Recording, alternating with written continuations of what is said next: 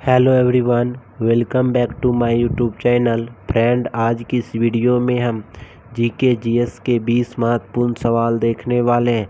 अगर आप किसी भी प्रकार के कॉम्पिटिटिव एग्ज़ाम जैसे कि RPF, SI constable, CPO, Bihar SSC, Bihar police, UP police, DSSB, MTS, CPO, CHSL, Delhi police, SSC GD, Jharkhand police, अन्य किसी पुलिस या अन्य किसी एग्ज़ाम की तैयारी कर रहे हैं तो ये क्लास आपके एग्ज़ाम के लिए काफ़ी हेल्पफुल होने वाला है। ये सारे प्रीवियस ईयर प्रश्न हैं और आपके एग्ज़ाम में देखने को मिल सकता है। चलिए वीडियो को शुरू करते हैं। जो भी दोस्त चैनल पर पहली बार आए, चैनल को सब्सक्राइब कर लें और बेल आइकन को प्रेस कर दें, क्योंकि इस चैनल पर इसी तरह के वीडियो अपलोड किए जाते हैं। चलिए वीडियो को शुरू करते हैं। पहला क्वेश्चन है, आप लोग बताइएगा। पहला क्वेश्चन है, संस्कृत व्याकरण अष्टाध्याय का रचयिता निम्नलिखित में से कौन है? अष्टाध्याय के रचयिता निम्नलिखित में से कौन है? अष्टाध्याय के रचयिता जो है कौन है? तो अष्टाध्याय के रचयिता हैं कौन? तो पाणिनि। कौन है अष्टाध्याय के रचयिता? पाणिनि है। तो आप लोग याद रखिएगा, अष्टाध्याय के रचयिता पाणिनि है। 2 नंबर प्रश्न, निम्नलिखित में से व्यावसायिक शोषण विकार का उदाहरण, व्यावसायिक शोषण विकार का उदाहरण है कौन है? तो व्यावसायिक शोषण विकार का उदाहरण जो एमटीएस में आया हुआ प्रश्न है, आप लोग बताइएगा। तो कौन है?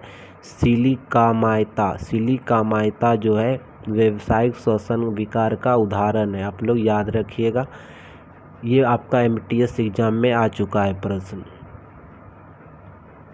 3 नंबर प्रश्न आप लोग बताइएगा, सीएचएसएल एग्जाम में आया हुआ प्रश्न है। फीमर तथा टिबिया फिबुला के बीच कौन सी संधि होती है? फीमर तथा टिबिया फिबुला के बीच कौन सी संधि होती है? तो फीमर तथा टिबिया फिबुला के बीच जो संधि होती है, कब्ज संधि होती है। कौन सा संधि होती है? कब्ज संधि होती है। तो आप लोग याद रखिएगा, कौन संधि होती है? कब्ज संधि। 4 नंबर प्रश्न आप लोग बताइएगा, इमल्सन कृत वसा का पाचन होता है। इमल्सन कृत वसा का पाचन कहाँ होता है? तो इमल्सन कृत वसा का पाचन होता है लाइपेज द्वारा। किसके द्वारा? लाइपेज द्वारा। तो आप लोग याद रखिए, किसके द्वारा होता है इमल्सन कृत वसा का पाचन? तो लाइपेज द्वारा। 5 नंबर प्रश्न आप लोग बताइएगा, इसका आंसर आप लोग का आंसर क्या हो जाएगा? ए नंबर। फीमर और टिबिया फिबुला के बीच कौन सा संधि होता है? तो कब्ज संधि। अभी तुरंत बताया गया प्रश्न है, रिपीट क्वेश्चन है, तो इसीलिए आप लोग याद रखिएगा। 6 नंबर प्रश्न आप लोग बताइएगा, अशोक के सबसे बड़ा प्रधान शिलालेख कौन है? अशोक के सबसे बड़ा प्रधान शिलालेख कौन है? अशोक के सबसे बड़ा शिलालेख जो है 13वां शिलालेख है। कौन सा है? 13वां। तो आप लोग याद रखिएगा, सबसे बड़ा शिलालेख कौन है? तो 13वां है। 7 नंबर प्रश्न है, ये आपका एमटीएस सीएचएसएल दोनों में आया हुआ प्रश्न है। निम्नलिखित में से कौन सुमेलित नहीं है? सुमेलित जो नहीं है, कौन सा नहीं है? तो जहांगीर और बलखा का युद्ध। जहांगीर और बलखा का युद्ध जो सुमेलित नहीं। जहांगीर और बलखा का युद्ध किसके साथ हुआ था? शाहजहां के साथ हुआ था। किसके साथ? शाहजहां के साथ। आप लोग याद रखिएगा। 8 नंबर प्रश्न आप लोग बताइएगा, निम्न शासकों में से किस एक के समय उपनिषदों का फारसी में रूपांतरित किया गया? किसके शासनकाल में उपनिषद का फारसी में रूपांतरित किया था? तो फारसी में रूपांतरित करने का श्रेय जाता है दारा शिकोह। दारा शिकोह किसके पुत्र थे? तो शाहजहां के पुत्र थे। किसके पुत्र थे दारा शिकोह? शाहजहां के पुत्र थे। तो आप लोग याद रखिएगा। 9 नंबर प्रश्न है, प्रसिद्ध पुस्तक a better India a better world, a better India a better world के लेखक कौन है? तो ये better India a better world के लेखक है एन नारायण मूर्ति। एन नारायण मूर्ति। तो आप लोग याद रखिएगा। आप लोग बताइएगा 10 नंबर प्रश्न, पाइका नृत्य इनमें से किस भारतीय राज्य से संबंधित है? पाइका नृत्य जो है इनमें से किस भारतीय राज्य से संबंधित है? तो पाइका नृत्य का संबंध जो है बिहार राज्य से। किस राज्य से? बिहार राज्य से है।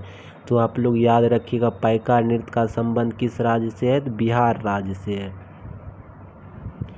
11 नंबर प्रश्न आप लोग बताइएगा, कोलकाता ने कितनी बार आईपीएल जीता है। कोलकाता जो आईपीएल कितनी बार जीता है, कोलकाता आईपीएल जीता है 3 बार। कितनी बार, 3 बार। मुंबई चेन्नई कितनी बार जीता है, तो 5 बार। तो आप लोग याद रखिएगा।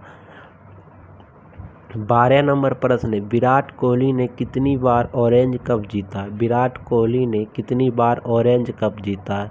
विराट कोहली टोटल 2 बार ऑरेंज कप जीते हैं। कितनी बार, 2 बार। तो आप लोग याद रखिएगा कितनी बार ऑरेंज कप जीते हैं, 2 बार। एक बार इस बार, ठीक है। 13 नंबर प्रश्न है, आईपीएल पर्पल कैप 2024 किसे ने जीता। आईपीएल पर्पल कैप 2024 किसने जीता। आईपीएल पर्पल कैप 2024 जो जीता है, हर्षल पटेल ने जीता है। कितना विकेट लिया था, 24 विकेट लिया था। कितना मैच में, 14 मैच में। तो आप लोग याद रखिएगा आईपीएल पर्पल कैप जो 2024 जीता है हर्षल पटेल ने, ऑरेंज कप विराट कोहली ने। 14 नंबर प्रश्न आप लोग बताइएगा, कांग्रेस सोशलिस्ट पार्टी का गठन कब हुआ था। कांग्रेस सोशलिस्ट पार्टी का गठन कब हुआ था। कांग्रेस सोशलिस्ट पार्टी का गठन हुआ था 1934 ईस्वी में। कब, 1934 ईस्वी में हुआ था। तो आप लोग याद रखिएगा। 15 नंबर प्रश्न आप लोग बताइएगा, बिहार सोशलिस्ट पार्टी का गठन कब हुआ था। बिहार सोशलिस्ट पार्टी का गठन जो हुआ था 1931 ईस्वी में हुआ था। कब हुआ था, 1931 ईस्वी में।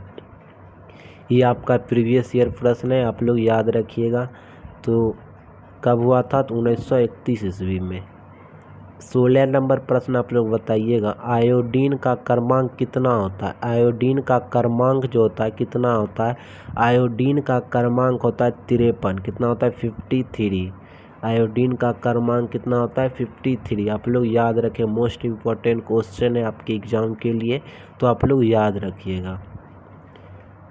17 नंबर, एशिया में कुल कितने देश हैं। एशिया में कुल कितने देश हैं। एशिया में कुल देशों की संख्या वर्तमान में जो है कितना है, 48 हो गया। कितना हो गया, 48। तो आप लोग याद रखिएगा।